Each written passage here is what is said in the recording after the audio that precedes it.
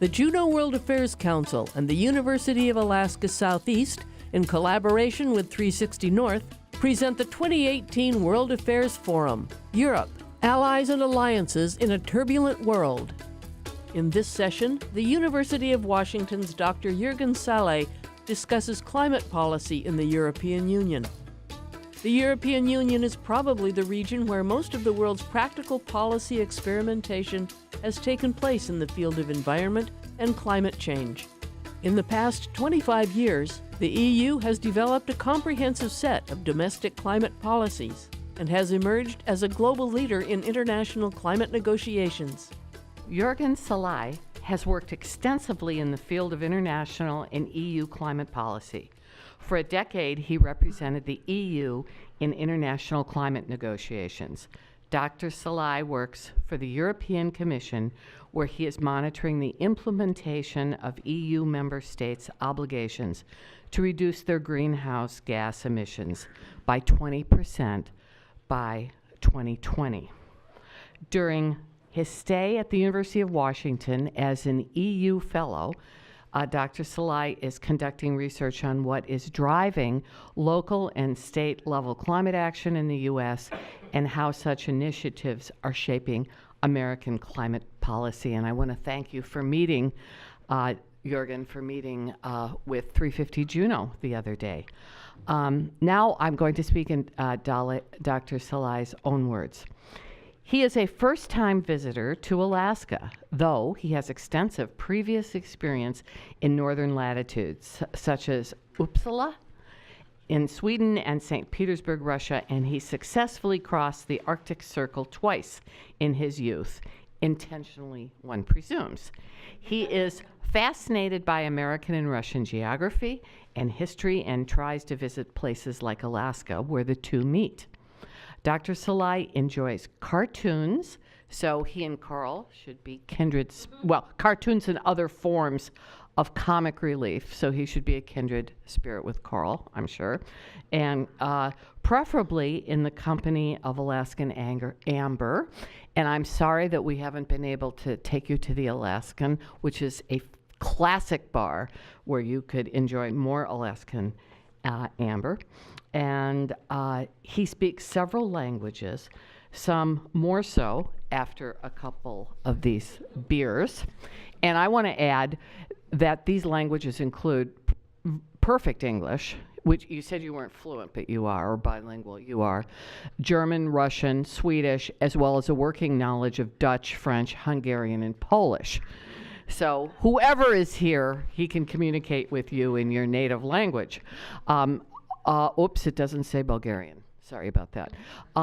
He would like to know when Alaska will get its first NHL team and what it would be called. And suggestions are the Grizzlies, the Northern Lights, the Salmons, or the PFDs. That's cute. Okay, so I would like to note that when JWAC asked speakers to send introduction outlines for themselves, we suggested mentioning Alaska as a way of breaking the ice, and Jürgen did so in all 4 of his paragraphs. Okay, ladies and gentlemen, Dr. Jürgen Salay.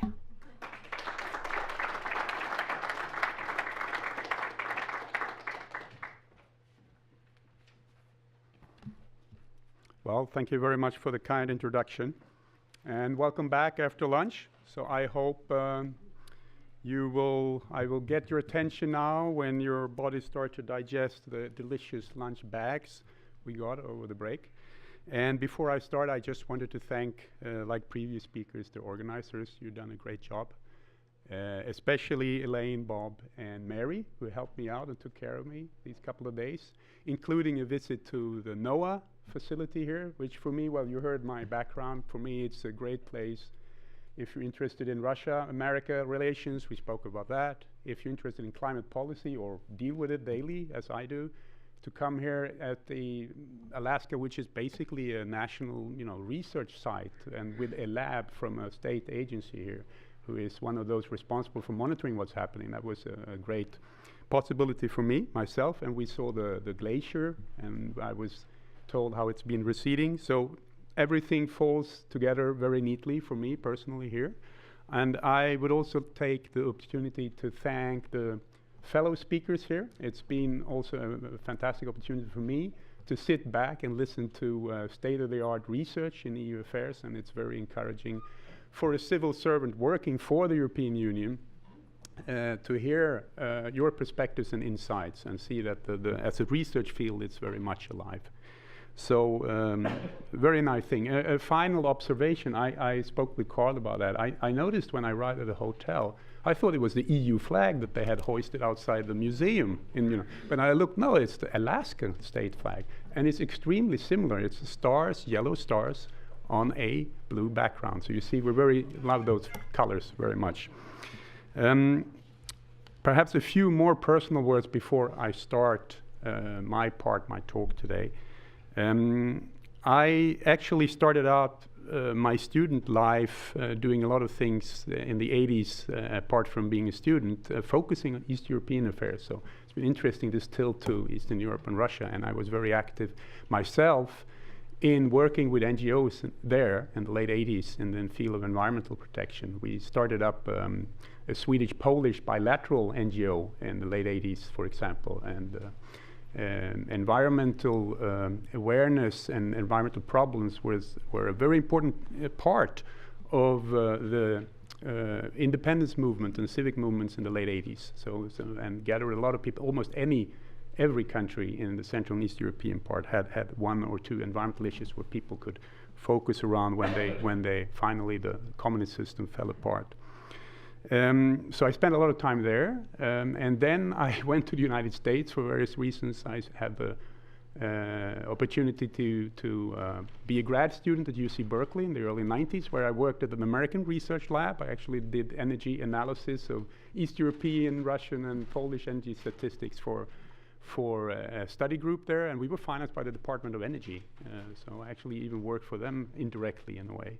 And then I returned to Europe and gradually ended up with the European Commission, which I should say is the European executive branch of the European institutions. It's basically is similar to a national federal government in its responsibilities, with everything relating to EU competences. So a bit of me, about me, and climate policy, yeah, I've basically been engaged in that since 1999. First, a lot of internationally, and then gradually I've been focusing very much on implementing and drawing up and negotiating internally in the European Union our climate legislation. I will tell you a lot about that in a moment. But let me see now. First, I wanted just to check how much you have actually picked up during these couple of days. So I wanted to run very quickly a EU quiz. So I'm going to ask you 6 questions. It's going to go really fast. And, no devices, no Googling, no help from friends, and so on.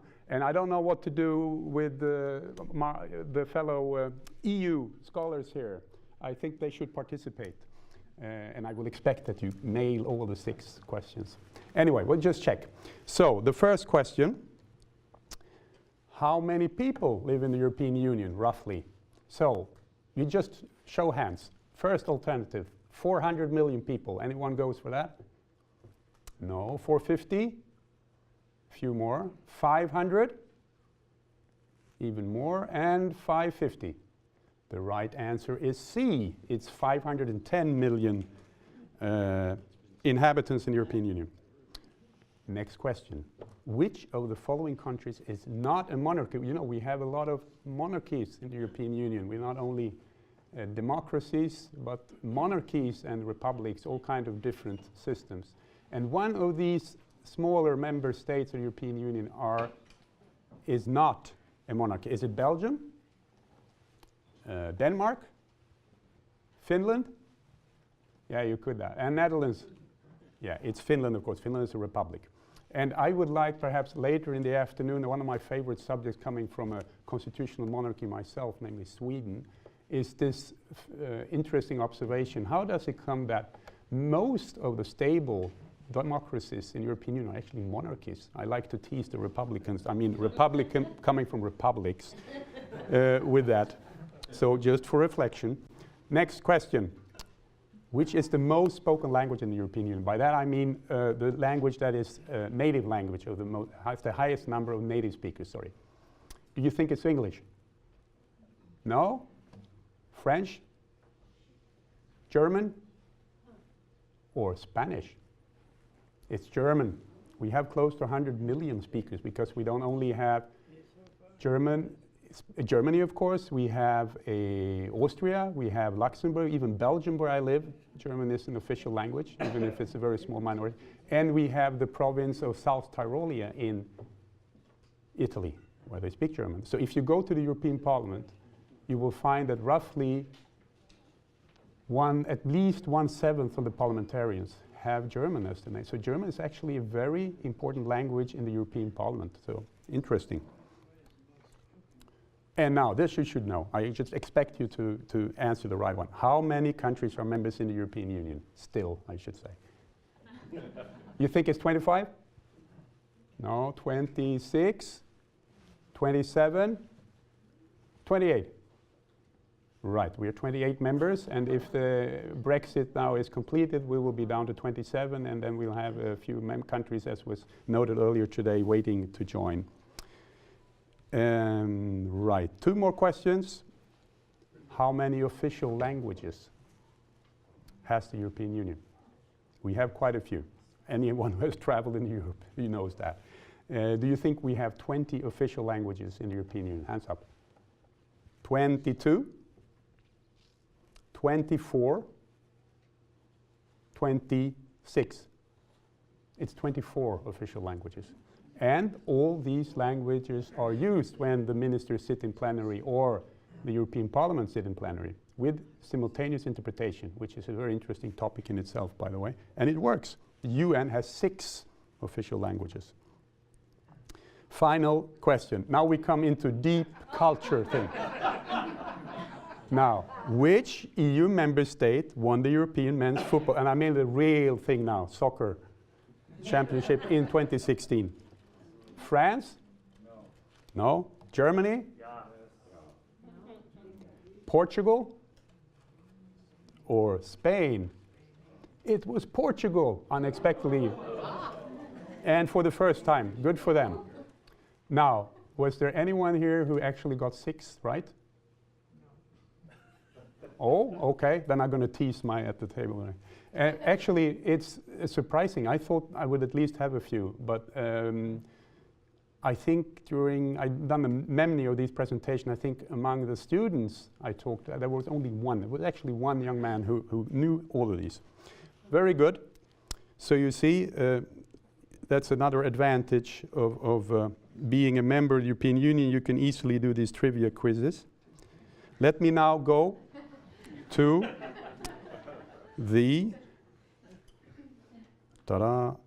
my main presentation today.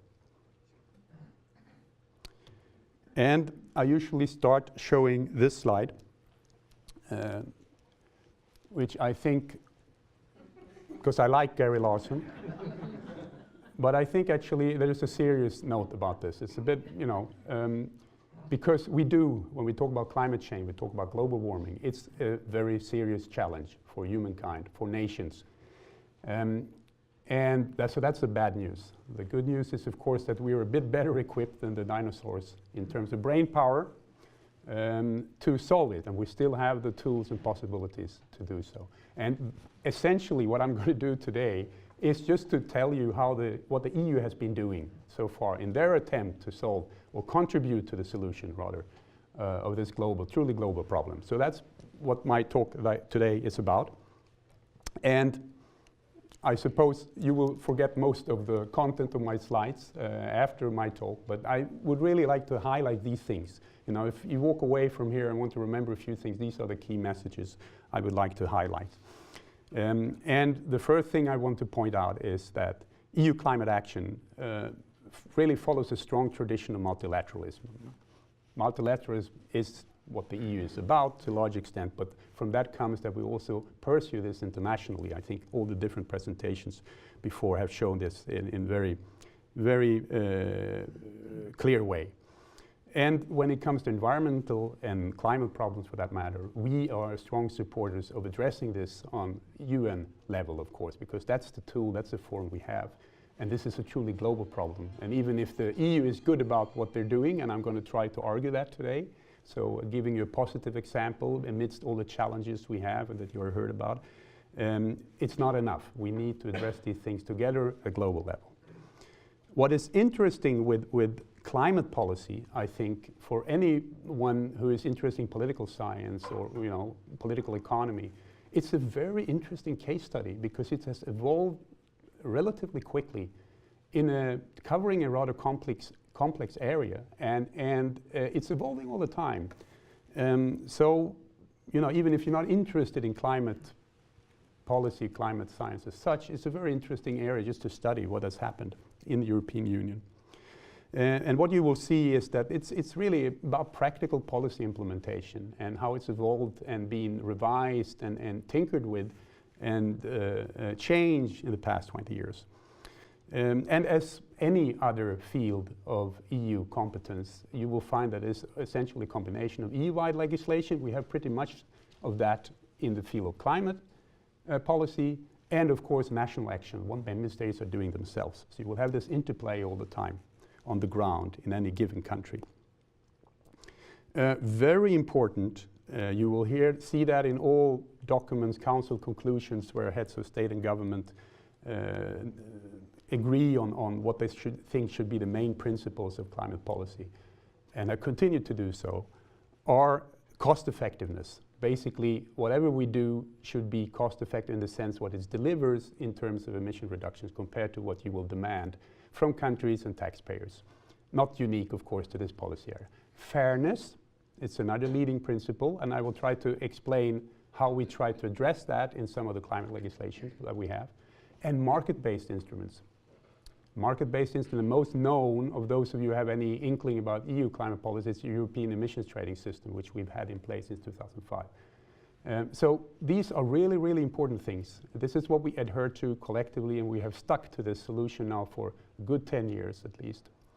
Good news, what we like to present from the EU perspective is that we have managed, thanks to these policies, to decouple economic emissions from economic growth. Two other observations that I think is important, what I've seen in my own life working as a civil servant in this area, is that climate and energy policies have become increasingly integrated. They are integrated in the European Union. It's not unique for us, but it's been very strongly going in that direction the past 10 years. When I started out, climate policy was something that was done in an environmental ministry, responsibility of environment minister, and it didn't bother too much other parts of the government. But this has changed profoundly since 10 years or so, or almost, 10 years.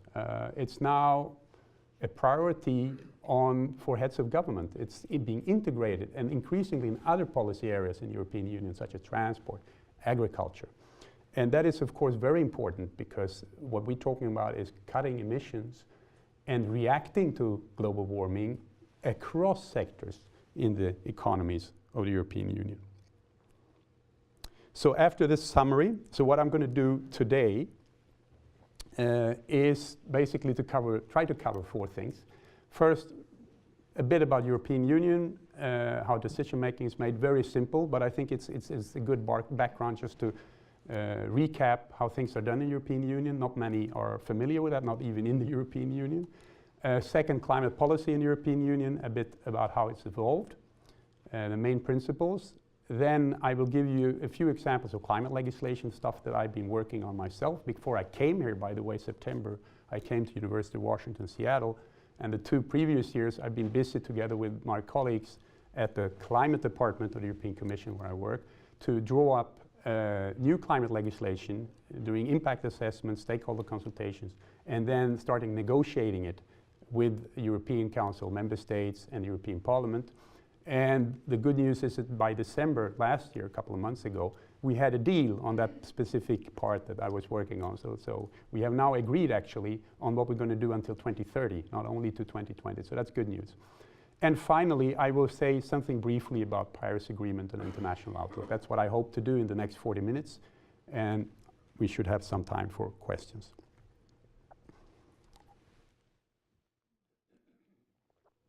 So now let's start with the European Union. It's an internal market, you know that, and with multi-level governance, you heard that too. Very important is these freedoms or freedom of movements for important things: goods, services, labor, and capital. And it's an amazing thing that you have 28 countries, if you think about it, against European history, that can move around more or less freely across these countries. And of course, because of these reasons that we have an internal market covering these free movements, we need to have EU legislation in very many areas that are the same rules for all member states, because otherwise, the market wouldn't work. And what is also important to note is that environmental and climate legislation are among those sectors or areas of policy that are covered to a very large extent by EU legislation. So very much of what's happening in terms of environmental regulation on member state level across European Union falls back on EU legislation. And that's, this cross-border problems, transboundary pollution, it's an comparatively easy area to agree on. And the same goes for climate. And we have, as you will see, quite a lot of legislation that has evolved on EU level in the past 15 years or so. Now, what is particular and perhaps peculiar, if you like, with how legislation is agreed in the European Union is this so-called codecision procedure, where you have two co-legislators, as we tend to call them. The European Council, with all the member state governments represented, and the European Parliament, where you have about 750 directly elected members of Parliament on top of or in parallel with their national parliaments. And these two bodies are the ones who decide on legislation. The Commission has the privilege, where I work, to propose legislation. And when it's been agreed, entered into force, and enacted, we monitor and check compliance. So we have a lot of tasks and, if you like, powers. Ultimately, we can take even the member states to the European Court of Justice if they don't follow with their legal obligations. And if we take the example of this piece of climate legislation I've been working on in the past 2 years or so, what we then do is that we first have a very extensive public and stakeholder consultation. That's the last point here, and I want to stress this very much because this is something that has been strengthened in the past few years compared to when I started working in the Commission in 2003, and it's actually very important. And it is true that many perceive the European Union, and the decision making is very opaque and so on. But actually, if you're interested to follow, it's very transparent in many ways. What we did first was that for our legislation, that we formulated some key questions that we were asked the public, and it was available for everyone on the internet for 12 weeks, and it's announced in different forums. And any private person, any legal person, and indeed even governments and companies and association of interest groups give them their comments. And then, of course, in parallel, we have a lot of consultation, if you like, with member states. Our piece of legislation happened to be the main addressed mainly to the main member state governments. It was about setting targets, limits for their emissions. So it was mostly governments, right? And this process, both the totally open and formal one and the little bit more informal one, where you talk bilaterally and multilaterally with member states, gives us in the Commission a very good feeling for what is possible, what are the key issues. And I should step back. I went a bit too fast. Usually, such an impetus to start all this work comes from the European Council and or the Parliament. Most often it's the Council who concludes in top meeting that the Commission, they request the Commission to come up with a proposal in this area, and they can give us more or less indicative or prescriptive guidance, and then it's up to the Commission how much they want to follow. The EU member states decided already 2014 in October to cut their emissions by 40% by 2030. So that was our starting point. So we started, and they asked the Commission to come up with different proposals, gave us certain directions, if you like, or advice.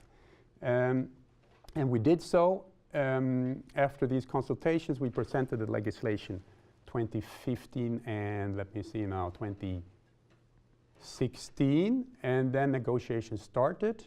And what then happens is that the European Council forms an opinion, a common position, by negotiating with each other. And we heard a presentation earlier today about The different EU diplomats, which are usually experts from their ministries, sent to the working groups of the Council where they negotiate on behalf of instructions and from the government.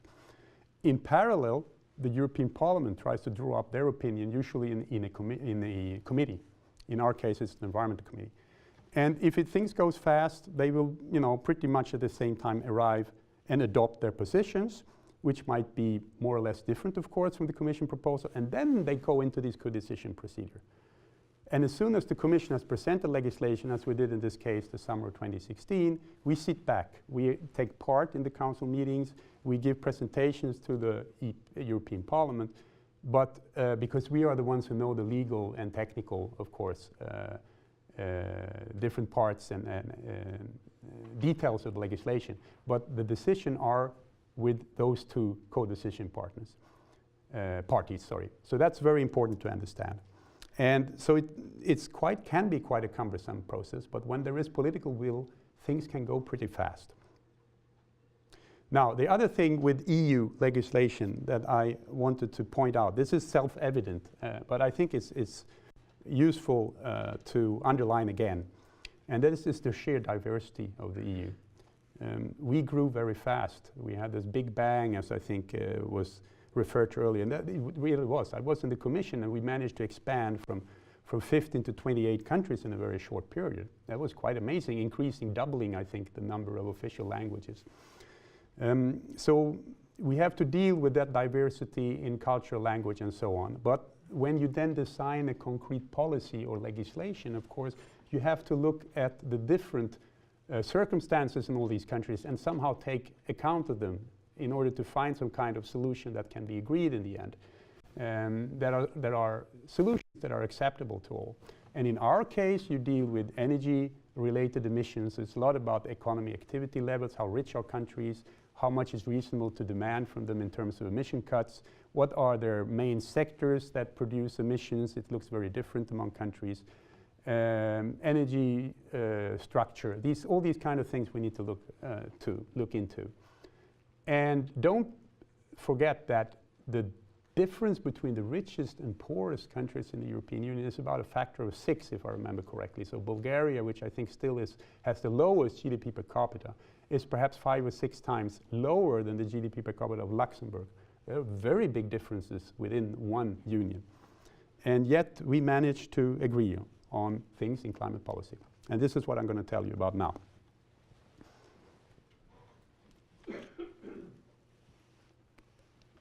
So this is, I think, is a very nice graph. I'm going to show you 2 graphs now because it summarizes basically what we've achieved so far, progress in terms of cutting greenhouse gas emissions in the European Union, and the challenges we have ahead. Now, if you look at this graph, you will see the green line here falling in a zigzag pattern to a 23% drop in total greenhouse gas emissions across the European Union compared to 1990. The red symbol there, the triangle over the year 2020, indicates our target, which is laid down in EU legislation. It's a 20% reduction. So we've done very well, actually. And you see the dotted line continuing in green-blue after 2016 shows the projections. That's what the expected emissions from the EU. And you can see that we are expected to be well below our target 2020, continue to reduce our emissions. But the challenge is that we now set ourselves a new, tougher target for 2030, which is a 40% reduction. And you can see from the year 25, the gap increases. So that gap between what's expected emissions with the current situation and what needs to be done according to EU legislation, this is what we hope to cover then, to reach with those pieces of climate legislation that were agreed recently. So we've done well so far, but we have quite some challenge until 2030. And if we look at the long-term target, of course, we need to go very much below this by 2050. Then it becomes even more challenging. Here's the second graph I wanted to show you. Again, just a very simple display of how GDP has evolved in the European Union since 1990. You see by 2015 it was an increase by 50%. and you compare that to the emissions that was cut by 2015 this time by 22%. So we have managed to decouple emissions from economic growth. And this is, of course, something we're very keen on showing internationally, that it is possible. Now, if you would break this down and look at different individual member states, you will have very different patterns. You will have some countries that even do better, and some who have had much more of a struggle in decoupling. So it's not a rosy story across, in each individual case, but collectively, and that's the whole point, because we collectively agreed to do this, we are so far doing well. But again, we need to do, the gap needs to increase, the decoupling needs to be stronger in the next 5, 10, 15 years and so on. And that's a big challenge. Now, a few words about climate policy. Why is it so special, in my view? Well, first, I think it's very important to note that it's driven by science. That's not unique for climate policy. You will find a lot of policies which are that. But what we have here is an established international institution for regularly collecting the state-of-art science and knowledge and ask these scientists through the Intergovernmental Panel for Climate Change to give recommendations. And they do so regularly. The first one came out, I think, 88 and 89, and they are renewed every 50 years or so. And this is the basis for the international negotiations, and it's been the basis for our leaders in the European Union to decide in what direction should we go, how to inform ourselves and update our policies. And that's very important. You have a direct dialogue link to that. And don't forget that this climate science that is agreed internationally is ultimately agreed on a political level, because the recommendations in the final summary reports are agreed by government officials from the different parties, 190 or so, under the UN, including North American and American. So it's usually then filtered, so some would say that the conclusions are even a bit more careful perhaps than some other scientists would. But it's important we have a politically agreed scientific document that is the cornerstone of international negotiations. And very important for the EU. It has been so in the past over 20 years. So that's what number one. Number two, another evident thing is, of course, that climate change, global warming, is a global problem, a transboundary problem. As I said earlier, it's not good enough if we do our things, we do our homework in the European Union. We need to convince others to participate as well, because it's a global challenge. That's why it's so important for us and why we spend so much effort in working internationally for the international agreements, such as the Paris Agreement in 2015.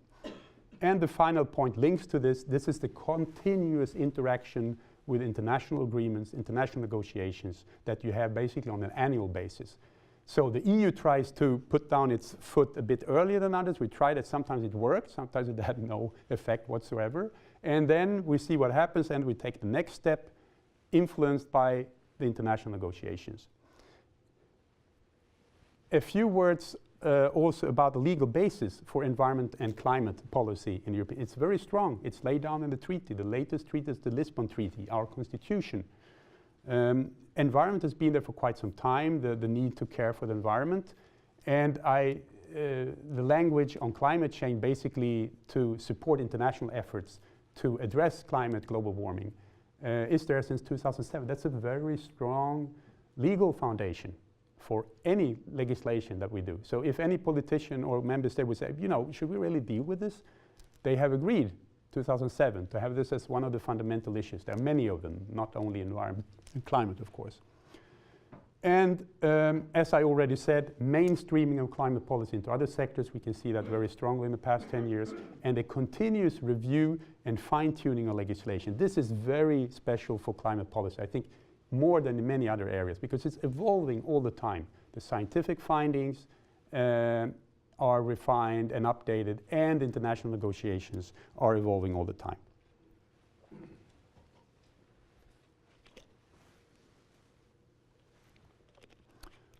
Okay, another nice summary slide in my view, because it gives you a kind of visual illustration of the gradual and increasing intensity of climate legislation and policy evolvement in the European Union since the 90s.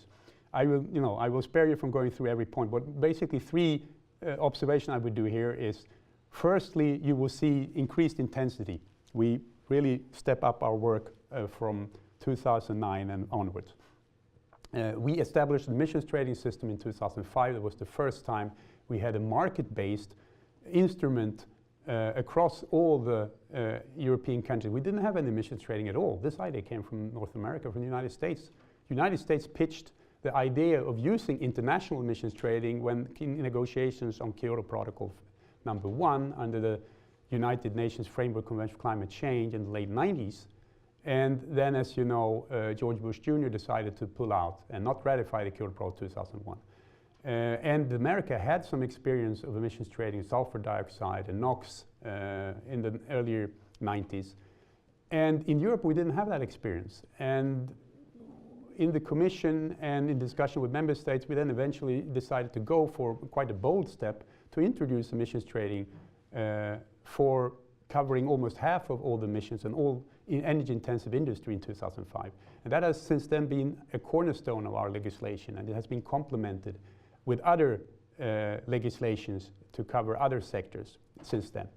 So more and more happens. That's number one. Number two, what I want to point out again, underline how climate and energy has been increasingly integrated. You can see 2009 we had a big legislation package agreed with both climate and clean energy legislation. That was for the first time that they were joined with each other. We can talk more perhaps in questions and answers why that happened, which is an interesting thing in itself. And you can see that 5 years later, I told you about this council agreeing on a 40% emission reduction target in 2030. We are talking still about climate and energy. So we have followed this integration since then. A third perhaps observation is that we are gradually trying to take the long-term perspective more and more seriously.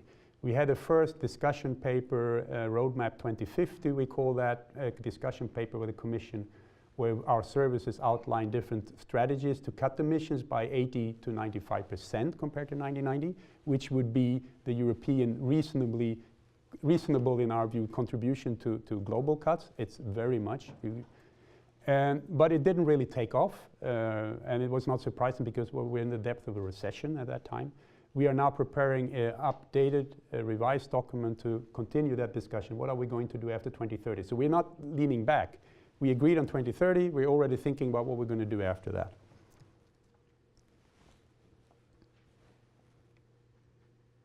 Okay, so I told you about EU climate and energy, or what we call clean energy targets. I should just repeat that so you have these numbers clear. Greenhouse gases, renewable energy sources, energy efficiency, that's what these abbreviations mean here. And you can see 2020 targets which are in effect across the EU. So we have actually a three-pronged strategy, if you like, to cut emissions collectively by 20%, to increase the share of renewable energy in final energy consumption to 20%, and to improve our energy efficiency by 20%. And you can imagine what a fantastic, how this sounded, 20, 20, 20 by 2020. So I don't know really who came up with that, but it was very difficult to write briefings, but you had to check that you got all the 20s right? But this is what we have in place. And now we agreed in December on the next step, 2030 milestone for greenhouse gases. That's what I told you about. That's the 30% cut, everything compared to 1990. We have proposed a 27% target, so a relatively speaking smaller increase in renewables by 2030. And we have proposed a 30% target for improvement of energy efficiency. These 2 points are still negotiated. They are still in Council and European Parliament. And here it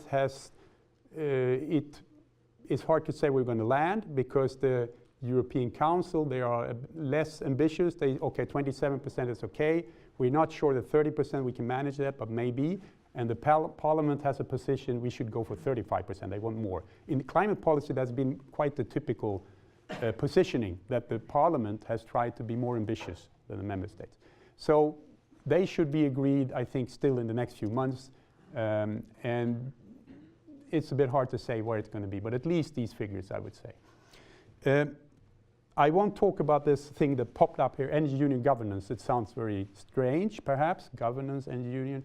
But just note in the European Union, one of the biggest shifts in policy in the past few years related to security is that we now have a common energy union where we're really trying seriously to integrate the energy parts into the internal market. We have not been very successful with that. Historically, energy, power production, energy was national competence. Member states were not very interested in EU meddling too much in it, but since 2007 that changed a lot. And this governance is simply about setting up a monitoring and reporting system, which we already have in place for greenhouse gases every year, annual reports from member states, and doing something similar for see how they're doing on energy efficiency and renewables, and have this as a unified reporting system for all these three activities until 2030. So that's what we're building up now. So we have a peer review system, if you like, with reporting obligations for which the Commission is responsible to check compliance with all this legislation. And we're really trying now to integrate the way energy and climate is reported. In most member states, these are separately done. So what we then have in terms of climate legislation, and now I'm going to zoom in on two of these, is a comprehensive coverage of all emission sources inside the European Union. And it's basically broken down in three pieces. Emissions trading, which I told you about, that covers all the energy-intensive industry. We have something we call effort sharing among member states. That sounds very nice. Originally, when we came up with this legislation, somebody proposed burden sharing. Not good. Effort sharing is better. But seriously speaking, it's what it's about. We're sharing out the efforts to cut emissions among member states. More about that in a moment. This legislation in the middle covers all the other sectors that are not industry. Transportation, agriculture, emissions from waste, landfills, these kind of things, emissions from heating buildings, if it's not electricity, from those fuels. And here we have a very different approach. Here member states just get a target. Depending on their economic power, they get a target, how much they need to cut their emissions, and it's up to them how they do that. And then we have this monitoring and verification and reporting system. What was lacking, this is now in place, 2020, and we renewed it for 2030 with tougher targets. The new thing, what we didn't have so far in EU legislation, was covering the lacking part, namely everything that's leaking, if you like, or from land use change, and forestry. It's basically soils and forests. And here it can actually go two ways, because you might have a forest system in the country which has net uptakes of carbon dioxide because of forest growth and good management. So, but we didn't really have that covered. And that was more difficult to agree because we have so very different countries. We have countries with hardly any trees at all, like Malta. We have countries like Finland and Sweden, which look pretty much like Alaska or Washington, where I live now, with a lot of forests and a very strong interest in forest industry and forest management. But all these member states agreed on now a cap, which says that by 2030 we will not allow any net emissions from these sectors. That's very important. So we now have a bubble, if you like, a cap that covers everything, a completeness. And this is what me and my colleagues then now will have to implement and monitor in the next few years until 2030. A few words then of the two pieces of legislation that are cornerstones of delivering emission cuts, emissions trading, and this sharing of targets among member states for the other sectors. Emissions trading, why was it chosen? Well, it was chosen because we needed to find some kind of instrument that was cost efficient, cost effective, and we could focus on the most energy intensive and emission intensive in terms of greenhouse gases industries. And of course, since it deals with industry, we need to have it same rules for everyone across the EU because we're dealing with internal market. We're dealing with businesses, companies that are active on the internal common market. And the next bullet point is really things that were very important for the politicians to agree on. So we had to find some kind of solutions within the emissions trading system to try to make it show that it would promote sustainable jobs and growth, so basically green technologies. By cutting emissions, we create incentives for developing such technologies. Also to find solutions to protect energy-intensive industries, because some were concerned that if we have an emissions trading system in the European Union and we don't have it in other countries, maybe the cost for us will be too high, so we'll have to move our activities elsewhere. That's what they call carbon leakage. So an industry basically goes from inside EU to outside, and it continues to emit, right? So far, we have no evidence that this has happened because of the emissions trading system, but it's a concern. And another very interesting point here is that we are auctioning parts of this emission rights. Emission trading is a cap and trade. You decide on a cap, you allocate emission permits to all the actors, what we call installations. There are 11,000 of them, and this gives them the right, how much can they emit every year. If they emit more than they are permitted, they can go to the market and buy additional such permits from other installations that have cut their emissions more than they needed. So that's what the trading instrument is about. So what is good is with this system you know what the emission cap will be in the future, because we have already decided by 2020 and 2030 the emission cap will be so and so much. What we don't know directly is what will be the price of these allowances, as we call them, these rights to emit, which are traded among industries, right? And ideally, the price should be high enough to work as a signal, price signal, for these industries to start long-term investments in other cleaner technologies, non-carbon, non-emitting technologies. So what has been very successful, I would say, is to implementing this system and put the cap in place. What has been less successful, at least in the eyes of many observers and outside experts, is that the price has been too low. It's currently about 10 euros per ton. And some say it should really be somewhere between 20 and 30, closer to 30 preferably, to have a strong effect as a pricing. And we have been working very hard in the Commission and trying to convince member states and Parliament that we need to make these targets even stricter for the period to 2030. That was basically what the negotiations were about between the Parliament and the member states about the future of this emissions trading. They now agreed on a compromise for 2030, and we could see after that agreement that price started to climb up. So apparently the market actors are factoring in that the price will increase in the next 5 to 10 years. So that is a very important instrument, and we are happy to see in the European Union that it's being used in many other parts. You have a voluntary trading system in the eastern states of the United States. California has a system that's actually pretty similar to ours.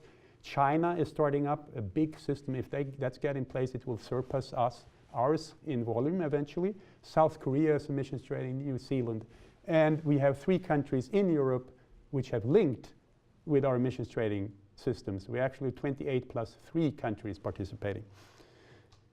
This just shows you the principle of the cap. You will have a gradient. So every year the target is cut further, right, by 1.7%. And after 2020, it will be 2.2. So basically the gradient will be even steeper. So the industries not only have to cap year 1, next year they know it will be even less. So they have to plan ahead. And so you're gradually decreasing the amount that you can emit across the European Union. This is how it works.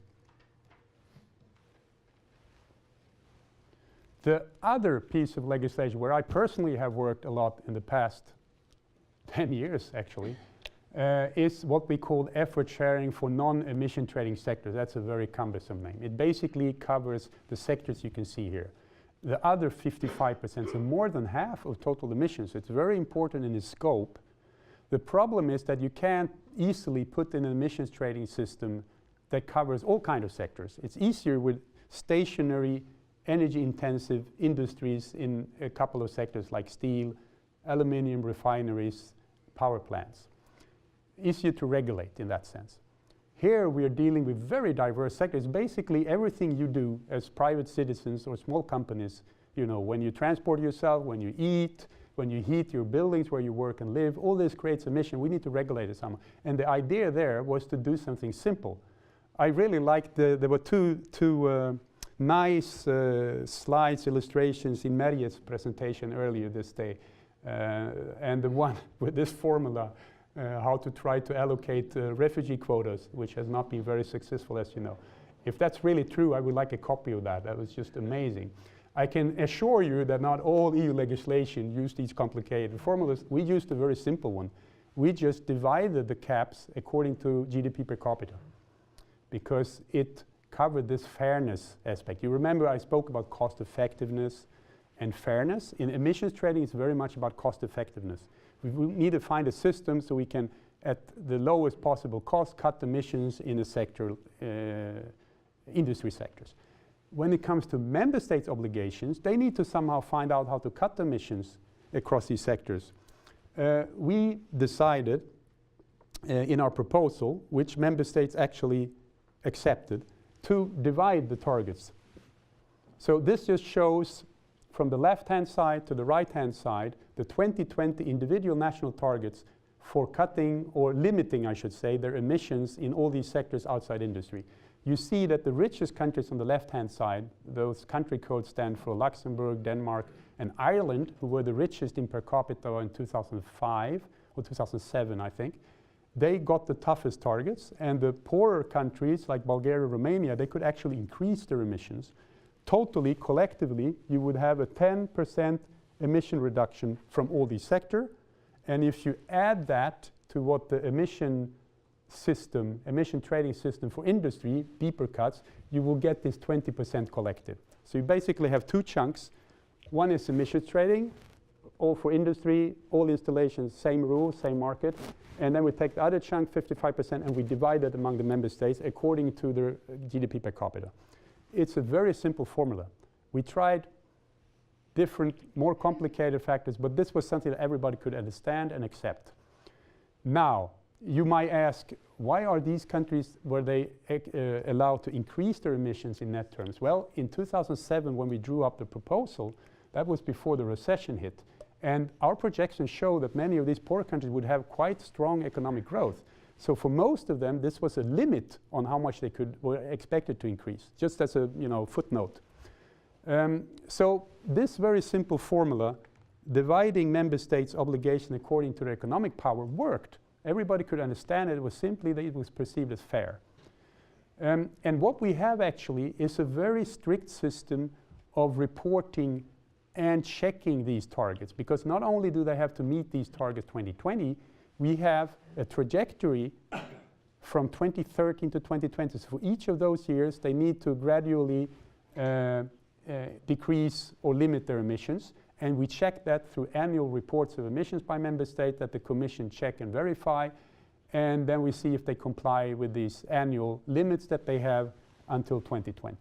And if they don't meet their targets, we can give them penalties. It really, we have strong sticks. And then there are a number of carrots, certain flexibilities. If you over-emit 1 year, you can compensate that next year, or you can compensate that by emissions that you didn't emit.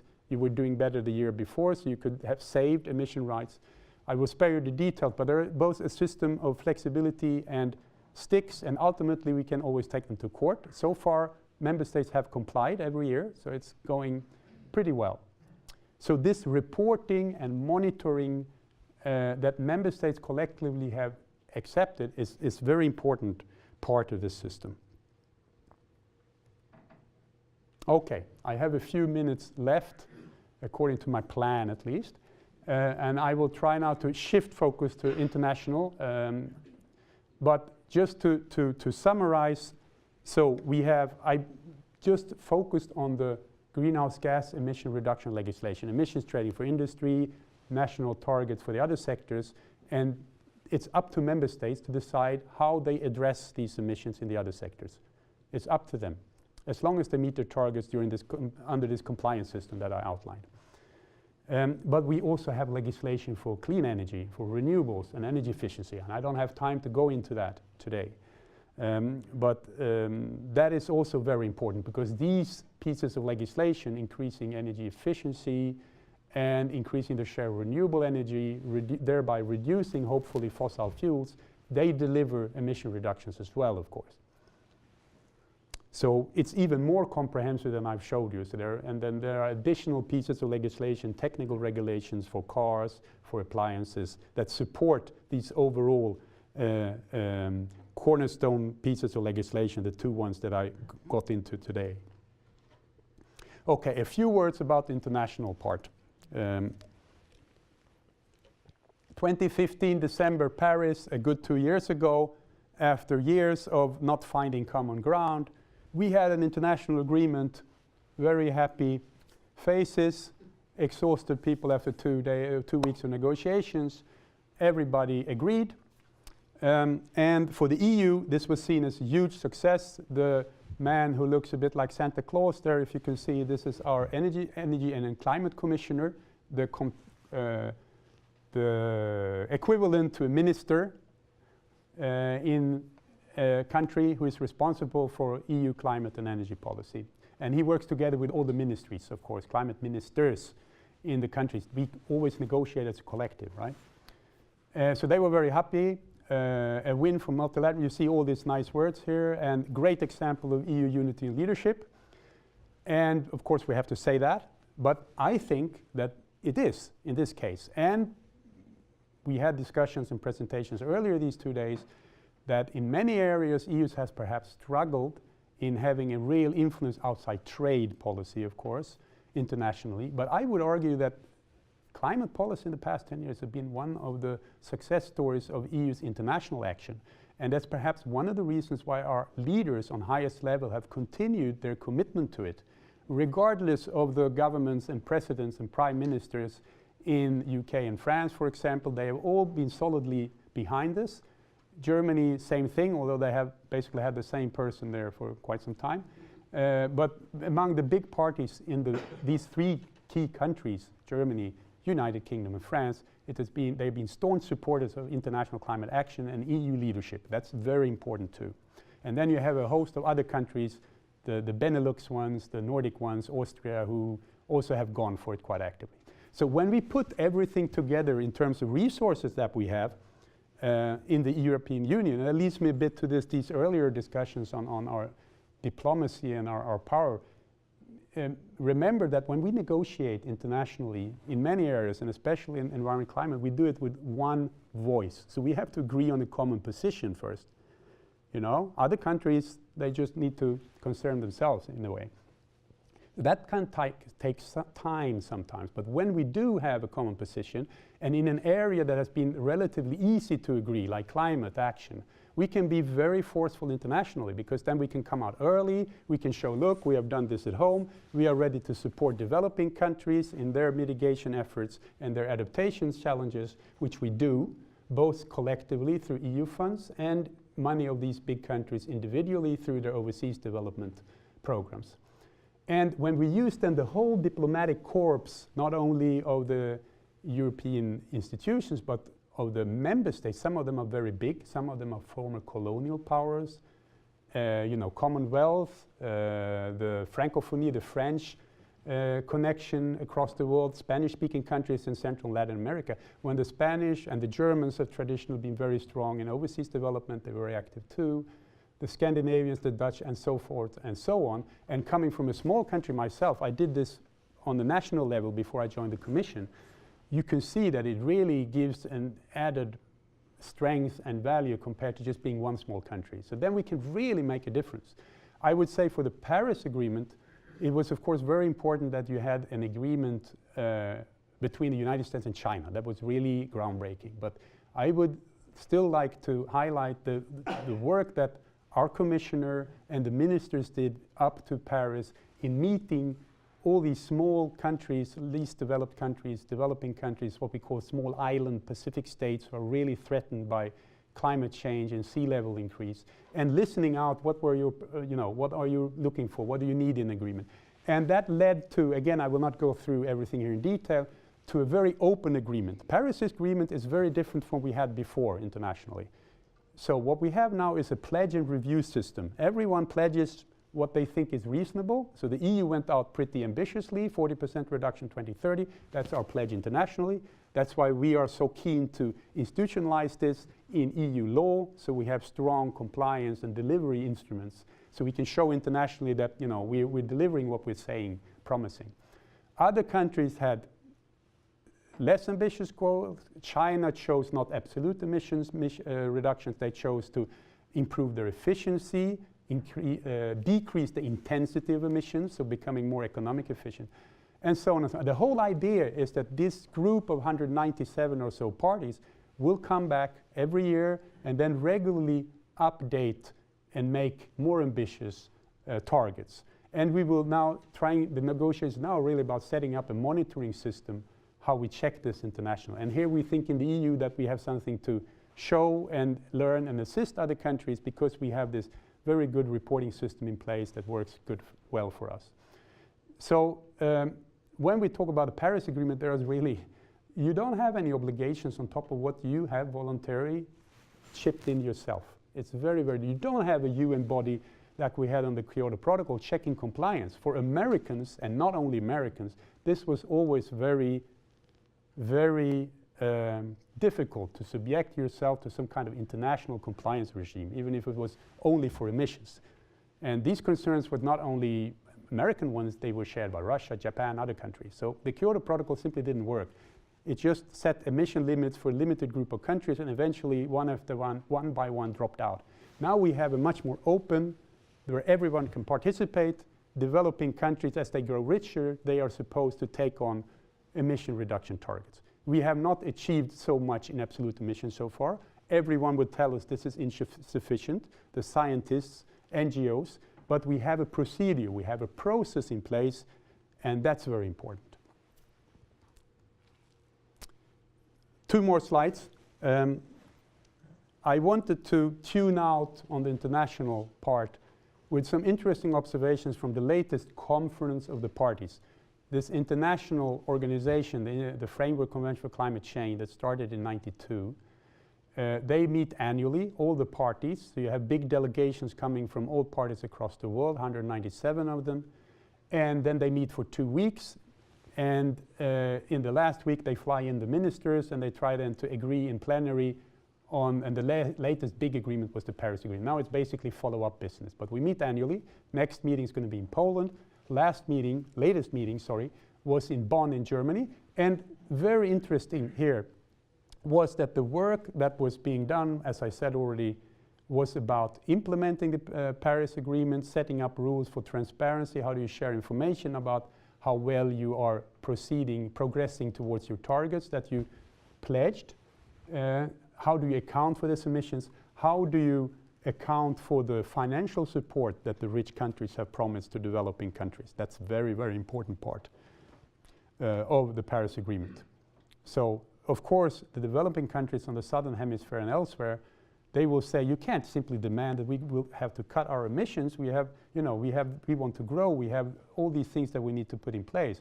And if you want us to start already now having ambitious mitigation policies, you need to help us with knowledge, with technology, with financial assistance. And this is also part of these negotiations. What I wanted to say, what I could see as a trend shift is that shift in the participation is, of course, all these parties, they represent governments, but you will always have a lot of other non-government observers participating and being present at the negotiations. And you will have NGOs, you will have groups of indigenous people, you will have business groups, different civil society groups. They all convene around these negotiations. And it was an amazing presence, both in Paris, but continued in Bonn. So what it seems to be happening is that you have an increased bottom-up action that complements this top-down, heads of representatives of governments meet and they agree, but there is always a bubbling and increasing pressure from other groups saying, we're keeping an eye on you. If you don't deliver, we will remind you, and you need to do more, by the way, and you need to think more about this and that and so on. And this, I think, is a very important part. We see an increasing network globally of local organizations, of cities, of business who network across countries and across continents and are starting to play a much more active role in this. And I think that, personally, I think this is very good. And final interesting point was that the US had a very small delegation, hardly surprising, in 2017 in Bonn.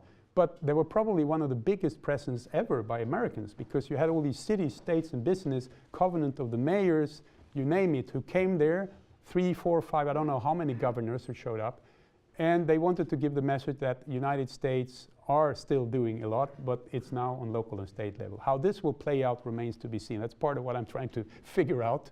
And it's a very exciting, interesting thing to study, I must say. But so I think, given the fact that we are far from reaching our international efforts, that we need to stabilize emissions on 2%, 2 degrees warming compared to pre-industrial levels, we're far from reaching that, we all know that. But we now at least have some kind of international procedure process that is agreed and supported. I showed you almost 180 countries have already ratified. It entered into force within 1 year. That's amazing for being an international agreement. So we have a lot of momentum there. So I wanted to perhaps stop on that bit of a positive note. And for those of you who really want to dig into this deeper, I would recommend you to download this book, EU Climate Policy Explained. It's an interesting, easy to read, perhaps non-academic book written by my bosses and other colleagues who I've been working with and for in drawing up and negotiating energy, clean energy and climate legislations. And the good news is that you can download it for free from our website. So it's common, what do you say, it's available for everyone. And on demand, it was actually translated not only to other European languages and UN languages, but also into Chinese and Korean. So there's quite some interest in this field also by non-academics. So that's very nice for someone like me who's working with this, that see that there's a lot of interest in what we're doing. That was the University of Washington's Dr. Jürgen Salay discussing climate policy in the European Union. The Juneau World Affairs Council and the University of Alaska Southeast, in collaboration with 360 North, presented the 2018 World Affairs Forum, Europe, Allies and Alliances in a Turbulent World, with support from AEL&P, Kerr Alaska Kensington Mine, DreamHost.com, Haight and Associates, Sea Alaska, the Prospector Hotel, and Wastman and Associates.